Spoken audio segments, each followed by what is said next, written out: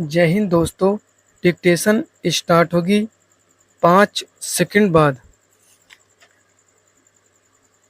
Ready, start. महोदय, देश की लगभग 3/4 जनसंख्या गांवों में रहती है, जिनकी आय कम होने के साथ साथ शिक्षा, स्वास्थ्य, पेयजल आदि अन्य आवश्यक सुविधाएं भी उन्हें पर्याप्त मात्रा में उपलब्ध नहीं हैं। ग्रामीण क्षेत्रों और ग्रामीण ग्रामीणों, विशेषकर अनुसूचित जातियों, जनजातियों, कमजोर वर्गों और गरीबी की रेखा से नीचे रहने वाले लोगों का विकास एवं गरीबी उन्मूलन भारत की विकास योजनाओं का प्रमुख उद्देश्य रहा है। ग्रामीण विकास का व्यापक दायरा, जिसमें ग्रामीण क्षेत्रों एवं ग्रामीणों के जीवन स्तर का सर्वांगीण विकास शामिल है। इसका अर्थ निर्धनतम लोगों की अपने स्थानीय सामाजिक एवं आर्थिक परिस्थितियों में उत्पादन क्षमता की वृद्धि है। ग्रामीण विकास की प्रक्रिया में पूंजी का निवेश एवं उसका विस्तार, उत्पादक शक्तियों का विकास तथा निर्धन एवं बेरोजगार ग्रामीणों का अर्थव्यवस्था के उत्पादन विकासशील क्षेत्रों में सम्मिलित होना आवश्यक है। मंत्रालय की गतिविधियों का मुख्य उद्देश्य गरीबी पर सीधा प्रहार है, जिसके अंतर्गत विशेष मजदूरी, रोजगार व स्वरोजगार कार्यक्रम, भूमि सुधार, बंजर भूमि विकास एवं जल संभरण विकास कार्यक्रम हैं।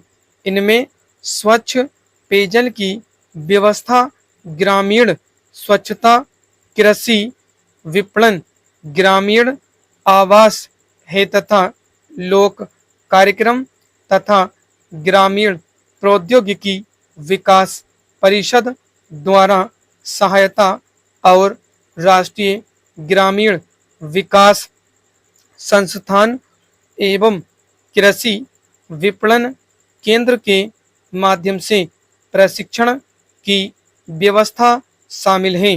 पैराचेंज गरीबी उन्मूलन के प्रयासों का महत्व इसकी योजनाओं के आवंटन में वृद्धि को बताता है, जहां 9वीं योजना में इसका परिव्यय 40,000 करोड़ रुपए था, उसे बढ़ाकर 10वीं योजना में 80,000 करोड़ रुपए कर दिया गया है।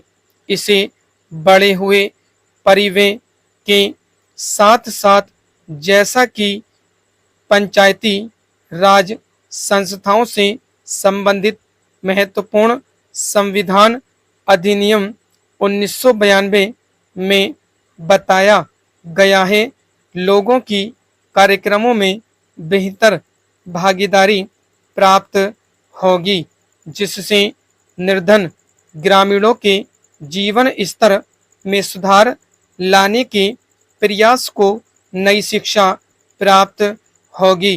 ग्रामीण क्षेत्रों में गरीबी उन्मूलन के राष्ट्रीय प्रयास में ग्रामीण विकास मंत्रालय के मुख्य कार्यक्रमों को दी गई नई दिशा की एक झलक इस पुस्तिका में प्रस्तुत है।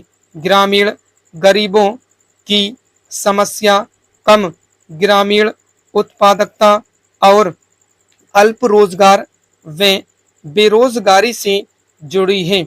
यद्यपि विकास की सामान्य प्रक्रिया के अधीन ही उत्पादक राज्यों के अधिकाधिक अवसर सृजित किए जाते हैं, फिर भी वे ग्रामीण लोगों के लिए रोजगार पैदा करने तथा आय के कुछ न्यूनतम स्तर प्राप्त करने हेतु विशेष रोजगार कार्यक्रमों की सतत आधार पर जरूरत है।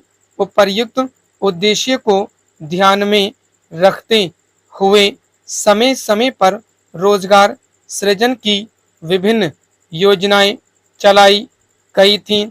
7वीं योजना के आखिरी वर्ष में अप्रैल 1989 से उस समय विद्यमान 2 रोजगार कार्यक्रम, राष्ट्रीय ग्रामीण रोजगार कार्यक्रम और ग्रामीण भूमिहीन रोजगार गारंटी कार्यक्रम को जवाहर रोजगार योजना नामक ग्रामीण रोजगार कार्यक्रम में मिला दिया गया था।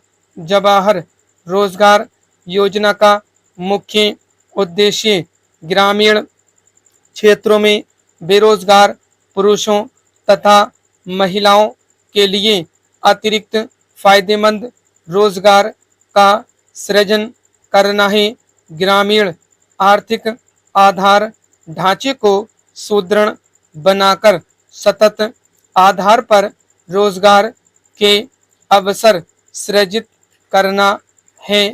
पैराचेंज महोदय, सामुदायिक और सामाजिक परिसंपत्तियां सृजित करना ग्रामीण गरीबों को प्रत्यक्ष तथा निरंतर लाभ पहुंचाने हेतु उनके लिए परिसंपत्तियों का निर्माण करना, मजदूरी स्तरों पर सकारात्मक प्रभाव डालना, ग्रामीण लोगों के जीवन स्तर में समग्र रूप में सुधार लाना, गरीबी की रेखा से नीचे बसर करने वाले लोग लक्षित वर्ग हैं। अनुसूचित जातियों, अनुसूचित जनजातियों और मुक्त बंधुआ मजदूरों को वरीयता दी जाती है। रोजगार के 30% अवसर महिलाओं के लिए आरक्षित केंद्र और राज्यों द्वारा 80/20 के अनुपात में व्यय वहन किया जाता है। केंद्रीय आवंटन देश के कुल गरीबों की तुलना में राज्य संघ शासित क्षेत्र के ग्रामीण लोगों के अनुपात के आधार पर किया जाता है। वे सभी कार्य शुरू किए जा सकते हैं जिनसे टिकाऊ उत्पादक स्वरूप की सामुदायिक परिसंपत्तियों का सृजन होता है। पंचायत समिति द्वारा परियोजना का मूल्यांकन और अनुमोदन किए जाने के पश्चात उसे अनुमोदन देने हेतु ग्राम पंचायत सक्षम है। संसाधनों का कम से कम 60% भाग मजदूरी घटक पर खर्च करना होता है। पैराचेंज जवाहर रोजगार योजना के कार्यों के निष्पादन हेतु ठेकेदारों अथवा बिचौलियों को लगाए जाने की अनुमति नहीं है। मजदूरों को रियायती दरों पर प्रतिदिन 2 किलोग्राम खाद्यान्न दिया जाता है। 1955 पुनर्गठित ब्लॉकों में मजदूरों को दिए जाने वाले खाद्यान्नों का जारी मूल्य प्रति किलोग्राम 50 पैसे कम है। जवाहर रोजगार योजना की सामान्य प्रणाली के अलावा पिछड़ेपन के आधार पर चयन किए गए 120 पिछड़े जिलों में कार्यक्रम को तेज करने के लिए 700 करोड़ रुपए आवंटित किए गए हैं। जवाहर रोजगार योजना की तीसरी पद्धति में विशेष और अभिनव परियोजनाएं प्रारंभ करने का